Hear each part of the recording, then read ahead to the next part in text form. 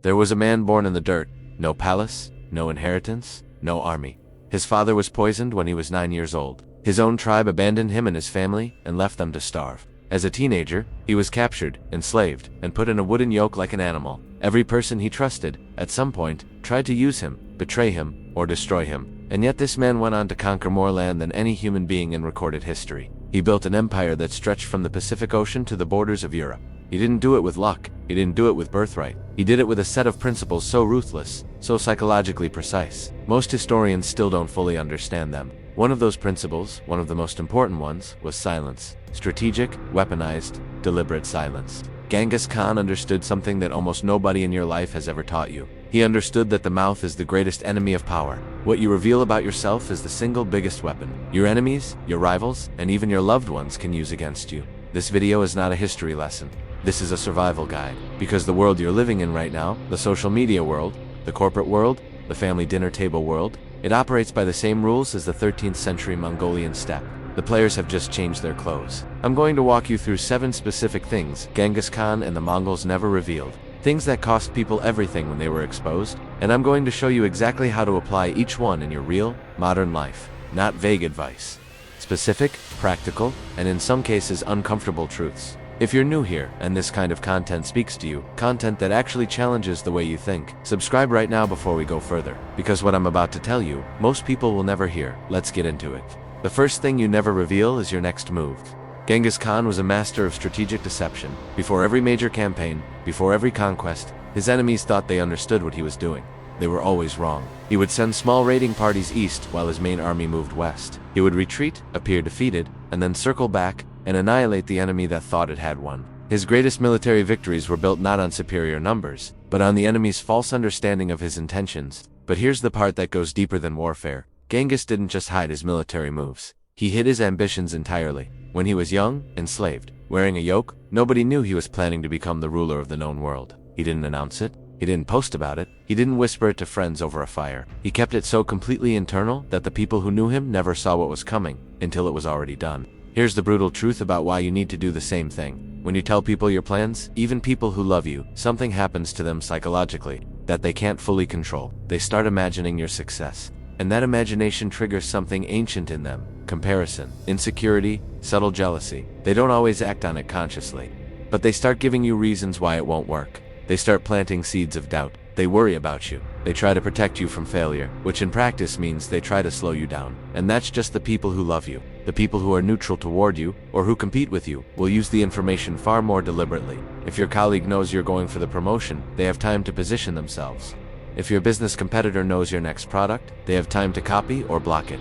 If someone in your social circle knows your next financial move, they have time to move first. There's a concept in psychology called the social reality effect. When you announce a goal, your brain experiences a small version of having already achieved it. The social acknowledgement gives you a microdose of the reward. And as a result, statistically, you're less likely to follow through. Silence isn't just strategy, it's neuroscience. The Mongol practice you can apply right now. Operate in silence and let results be your announcement. When someone asks what you're working on, give them the finished version, not the plan. The plan is yours. The result is what the world earns the right to see. The second thing you never reveal is the full depth of your capabilities. Here is something the Mongols understood so well, it was almost a philosophy. When you walk into any room, the single most powerful position to occupy is the one where people consistently underestimate you, not because you're weak, but because you've chosen to appear that way. The Mongols were routinely dismissed as illiterate nomadic savages. The Persian Empire didn't take them seriously until it was far too late. The Jin dynasty of China assumed their walls would hold. The Khwarezmian Empire, one of the most powerful in the Islamic world, looked at the Mongol envoys and thought they were dealing with unsophisticated steppe raiders. Every single one of them made that mistake. Every single one of them paid for it completely. What Genghis Khan understood was this: your reputation should always trail slightly behind your actual capability. Never let anyone know the full ceiling of what you can do. Always keep a reserve of skill, of resources, of strategy that you have not shown the world. Because the moment people know exactly what you're capable of, they know exactly how to counter you. Think about the most powerful people you know in your real life.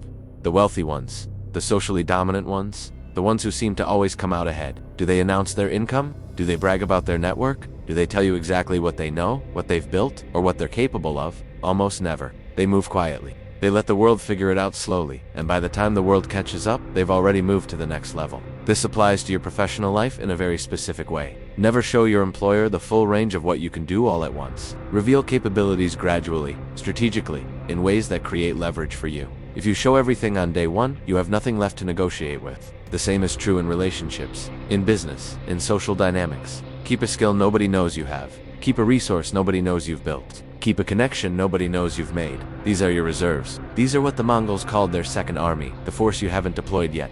The one that wins the war when the enemy thinks the battle is already decided. The third thing you never reveal is your pain. This one is going to cut, and I want you to sit with it, because it's important. Genghis Khan lost everything before he gained anything. His father died, his wife was kidnapped and kept by enemies for months, and when she was returned, there was a child. He watched friends die. He was betrayed by blood brothers. He experienced humiliations that would have broken most people. He never revealed the depth of that pain to his enemies. He rarely even revealed it to his allies. And crucially, he never let his pain become a leash that others could hold.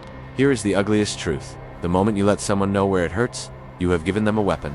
Not because all people are evil, but because all people are human, and humans file that information away. They know what to say when they want to control you. They know what topic makes you defensive, what memory makes you irrational, what wound, when touched, makes you lose your judgment. This is not an argument for emotional repression. This is not advice to pretend you don't feel things.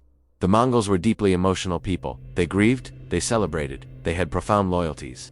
But they understood the difference between processing pain and broadcasting it. In the modern world, we live in an era of radical vulnerability as performance. Social media rewards people who publicly display their suffering. While there is real value in authentic human connection, there is also a predator class. In business, in relationships, in families, that watches those public displays like a menu. They learn your triggers, they learn your insecurities, and they use them. The Mongol discipline here is this: choose who you let into your pain. Make that a deliberate, selective act.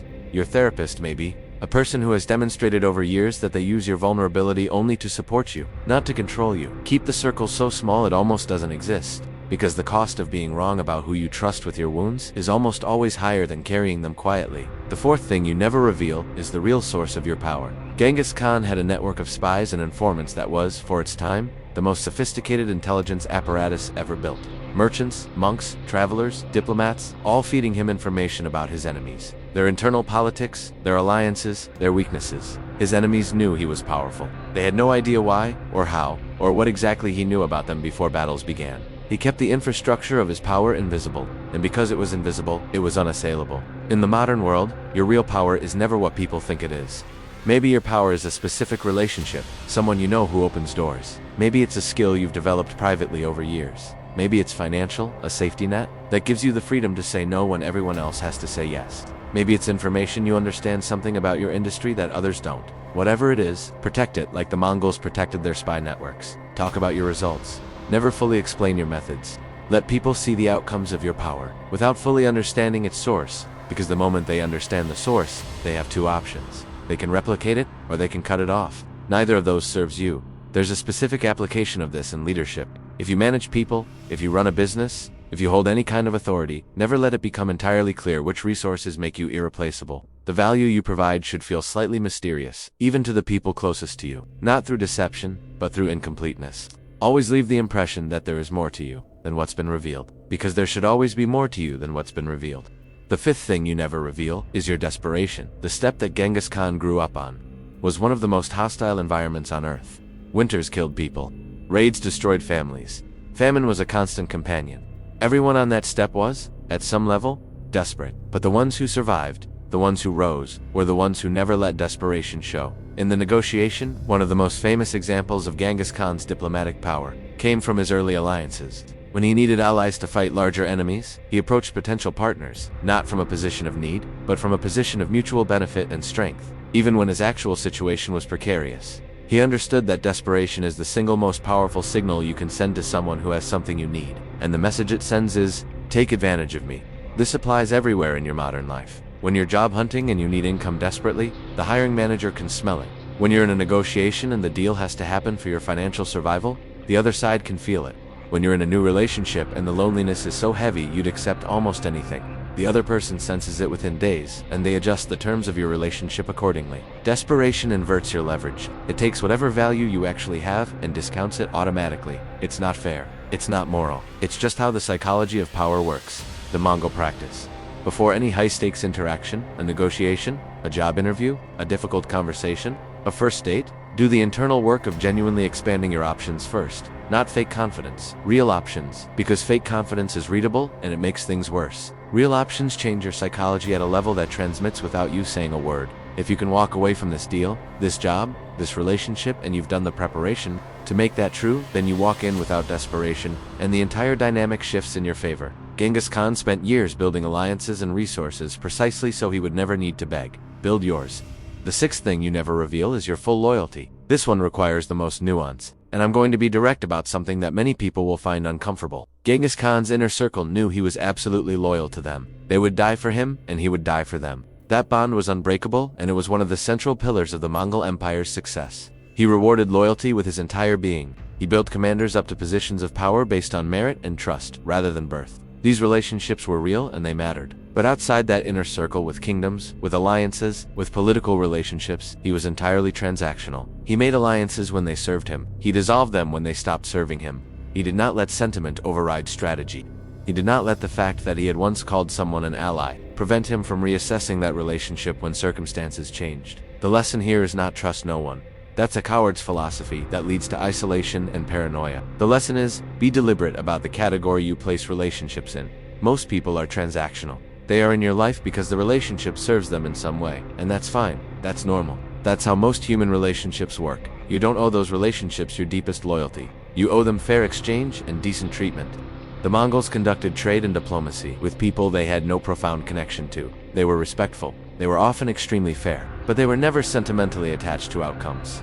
Your inner circle, the people who have demonstrated over years, through sacrifice and consistency, that they will be there, those people deserve your absolute loyalty. The rest of the world deserves your goodwill and your fairness, not your sacrifice. The danger of revealing your full loyalty to the wrong people, of making it clear that you would do anything for someone who has not earned that, is that it removes your leverage entirely. It tells them the floor of what you will accept. And some people, not all, but some, will walk you right down to that floor. Reserve your deepest loyalty for the people who have bled with you, the ones who stayed when it cost them something. Everyone else gets the professional, decent, transactional version of you, and there is nothing wrong with that. It's wisdom, not coldness. The seventh thing you never reveal is your timeline. When the Mongols began their campaign against the Jin dynasty of China, it took over 20 years to complete. 20 years. Most military leaders of that era, and most people in your life, would have given up after the first 5.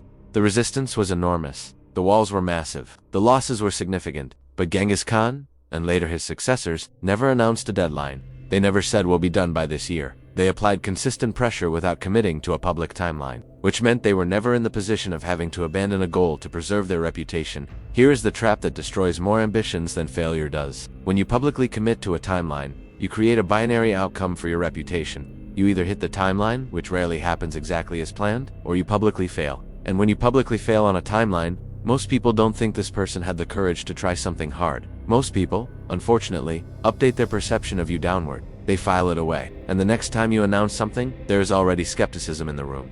The Mongol principle applied to your modern life. Let people know what you're building, but never anchor it to a specific public deadline unless you have near complete certainty of delivery. Operate internally with extreme urgency. Move fast, push hard. But externally, let the timeline remain open enough that the only update you give the world is it's done. This also applies to your personal growth and transformation. One of the worst things you can do when you decide to change your life: stop drinking, get fit, build a business. Leave a toxic relationship is to announce it to your full social circle before you've built momentum. Because then you are accountable not to yourself but to their perception of you. And their perception is not calibrated to your actual journey. They will check in, they will ask how it's going. And if you're in the messy middle, which you will be, because transformation always has a messy middle, their questions will make you feel like you're failing even when you're right on track. Build in private. Emerge transformed. Like Genghis Khan emerged from the steppe, not as the boy in the wooden yoke, but as something the world had never seen before and was entirely unprepared for. Let me bring all of this together, because I want you to walk away from this video with something real. These 7 principles are not about becoming closed off, cold, or paranoid. Genghis Khan was not a robot. He was ferociously human. He laughed, he grieved, he celebrated. He loved people deeply. What made him extraordinary was not the absence of emotion. It was the presence of discipline. The discipline to understand that power, in any era, belongs to the person who controls information about themselves more carefully than anything else. You live in a world that is built to extract that information from you constantly. Social media is designed to make you reveal your insecurities, your desires, your politics, your wounds, and then sell that information to people who want to sell you things or manipulate you. Your workplace is filled with people who are kind to your face and strategic about everything you tell them. Your extended family, as much as they love you, sometimes carries competitive dynamics that are centuries old and go entirely unexamined. None of this means the world is against you. It means the world is the world, and the person who understands it clearly, who operates with precision about what they reveal, to whom and when, will consistently outperform the person who operates on sentiment and openness alone. Genghis Khan was born with nothing. He died having built the largest land empire in human history. The gap between those two facts is not genius. It's not luck. It's not even violence, though there was plenty of that. The gap is discipline, psychological discipline, strategic silence, a set of internal principles so consistent and so deeply held that no circumstance, no defeat, no betrayal, no loss could shake them loose. You have access to those same principles right now. You can decide today that your plans belong to you until they are finished, that your capabilities will always slightly exceed what the world knows about, that your pain will be processed, not performed, that the infrastructure of your power will remain invisible, that you will never negotiate from desperation, that your deepest loyalty will be reserved for those who have earned it, and that your timeline is yours alone. That's not the mindset of someone who is hiding. That's the mindset of someone who is building. And there is no more powerful act you can commit in your own life than to build deliberately, quietly, and with the absolute certainty that what you're creating is worth the patience. The step is still out there. The question is whether you're going to ride across it on your terms, or let someone else set the conditions. Start today. Start now. If this video gave you something real, not just something interesting, but something you're going to actually carry with you, hit the like button. It takes 2 seconds and it tells me this kind of content is worth making. Subscribe if you're not already here,